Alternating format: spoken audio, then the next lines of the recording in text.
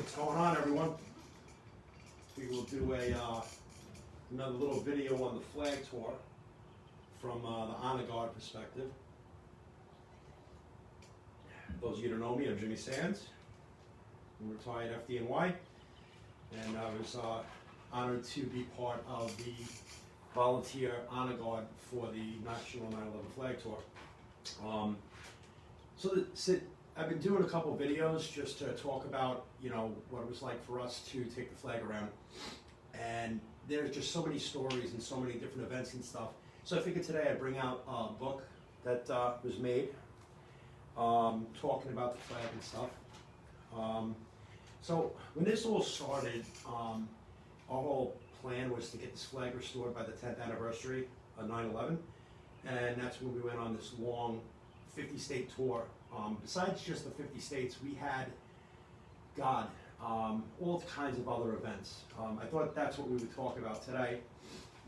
A little history for those who haven't seen the other videos. The flag was found hanging on a scaffold on 90 West Street, just south of the South Tower. Charlie Vitches, who was superintendent of cleanup of Ground Zero, he went up and had his crew take the flag down to properly retire the flag. So on the group that we volunteer with, New York says thank you, we went to Greensburg, Kansas, where they had that F5 tornado that went through, and that F5 tornado took out that entire city. Like, it went through twice. I think a couple things were left standing, a grade mill, pretty much everything was devastated. So we'd gone out there that previous December before we started the flag restoration, and we did a Stars of Hope project. Basically, the Stars of Hope were just a bunch of wooden stars that we painted green, and we had the stakes were painted green. We staked them up all over town right before Christmas time. Me and Jamal Braithwaite from 51 Truck, and Jeff and the Vincents from Grossback, Texas. Anyway, we sat down with the kids and we had them paint all kinds of pretty cool sayings on there. Things like, we will rebuild, Matt Dighton from Greensburg, onions will grow again. And we talked to the kids and we found out, what it was like when they went through this tornado. And we staked them up all over the city of Greensburg. So the following summer, we went to Greensburg, Kansas to build a barn for the 4-H Community Center. So while we were building the barn in some ridiculous weather, the flag remains were taken to a place, and the flag was actually stitched onto a cotton backing by a bunch of little old ladies. And that's what they did pretty much the whole weekend. At the end of the ceremony, we pulled the flag out, and that was actually the start of our plans to restore the flag.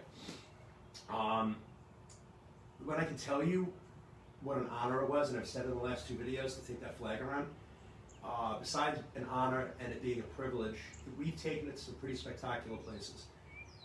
Today we'll talk about sporting events. I remember me and John Wallace, retired from Ladder 173, we had taken that flag out to a Long Island Ducks game. We had the flag open on the field with the players, and people took pictures and stuff. It was pretty cool. Some other events that we've taken it to, Wounded Warrior amputee softball team. We had a nice honor guard of volunteer and career and FDNY retirees march the flag in and have the flag open before their game. And if you haven't had the opportunity to see the Wounded Warrior amputee softball team, these guys are amazing. They've been through hell and back, but they never let what happened to them while they were fighting for this country stop them. And they play softball all over the country. It's pretty impressive. I think they play better than some of the major league players that we see today. Giants games. So you guys all know I'm a Giants fan. It's one thing to see a Giants game in the stands. It's another thing to see a Giants game on the field. What was even cooler is taking the flag onto the field and having it stand at the 50-yard line with, volunteers and, retired firefighters, paid firefighters holding that flag for the national anthem. The roar from the crowd is just unbelievable. It's been to several Giants games. We went down to Dallas and had one for Monday Night Football, which is pretty cool. We had a lot of guys that were taking the trip down for the Giants-Cowboys game. So we had them all bring their Class A uniforms and said, just be at this area, let's meet you there. Got everybody on the field, all these guys taking pictures, videos, and stuff, and hearing every single fan in the stadium, regardless if you're a Giants fan or not, go crazy to see this flag on the 50-yard line. Afterwards, we took the flag back down below the stadium so we could fold it up and go enjoy the game. Oops. And had some pictures taken in front of Monday Night Football sign, so that was pretty cool. Another year we took it out and had it on the field. And after that, me and Larry Johnson, Red Oak, Texas, he's a past chief from Red Oak Fire, we got to go to the Founders Club and go hang out, watch the game from up there, right by Jerry Jones. And of course the Giants won that day. I don't think every time we brought the flag to a Giants game, the Giants won. So that's a pretty good omen. Me and Brian Fitzpatrick went out to Kansas City and took the flag onto the field with members from the volunteer group and other first responders and stuff. And I'll tell you, Kansas City Chiefs Stadium, that is the loudest stadium I've ever been in my life. On that field, whether it was like 10 degrees out, you didn't even feel the cold. You just felt the roar and the patriotism from everybody. Pretty cool things that we've done. It's been to Fenway. We had it on display there for a game. It's been to Chicago to a Cubs game. We had it on the field for a Chicago Cubs game with a bunch of Chicago firefighters and a team of our Honor Guard guys. Kentucky Derby, that was actually a pretty fun trip. I took that flag solo down there. We had a stitching ceremony in Frankfurt, and I stayed in a hotel because we were bringing it to the Derby the next day. The hotel, the governor of Kentucky at the time had come there and seen the flag and invited me and the flag up to his booth for the Derby. But that was after we had the display. We displayed the flag for the main race at the end. So I don't know if you guys are familiar with Kentucky Derby. It's just like a big frat party. The center of the Downs, it's just everybody's drinking and eating and having a good time. We had military, which was our honor guard, out there. We brought the flag out and displayed the flag, and I was able to bring it into the governor's room, and a state trooper that was there gave me one of his coins, Kentucky State Police. He was part of his guard detail. Something else with this flag too, you know, the people that have held this flag and folded this flag, we gave them a 1, 2, 3 quick tutorial on how to fold the flag, how to hold the flag and stuff. You know, it's very fragile. And when I say fragile, if you pull it too hard, you know, a stitch might come out. Next thing you know, we're losing a patch. I've tried this. There's just so many different places that we've taken it. The bull riders, they have the professional bull riders in Madison Square Garden. We take it down there and have that on display there for them. Excuse me. What other cool things have we done? I mean, I wanted to talk just a little bit. I don't want to go do like an hour or two video on these flag things. So I just kind of like wake up in the morning and I think, you know, what is in my mind about the flag today. So I used the book for a little reference here. Staten Island Yankees. We took it out to the Staten Island Yankee game, and there's actually a picture online that you can see the flag on display and the FDNY fireboat blowing water in the background. That was pretty cool. It's been to the Boston Pops in Boston, the Philharmonic out there. We've had the flag on display for that. I didn't go to that. I was there one night, but I just kind of hung out and wait to get the flag and bring it back to New York. What other interesting places have we gone to? I mean, I wish this book was still in publication. It would show you a lot of things. What I can talk about is a couple interesting patches on there. So there's two very amazing patches on that. One is the Lincoln patch, and the Lincoln patch is in the lower right-hand side of the blue field. It's a couple strands of blue, and that patch was made from parts of the flag that President Lincoln's head was laid on when he was assassinated in Ford's Theater. Yes, you heard that correctly. Milford, Pennsylvania, they have that flag on display, and when they opened up the case, they gave us a couple strands, and we stitched that into the lower blue field. Another amazing patch in there is the Star-Spangled Banner patch.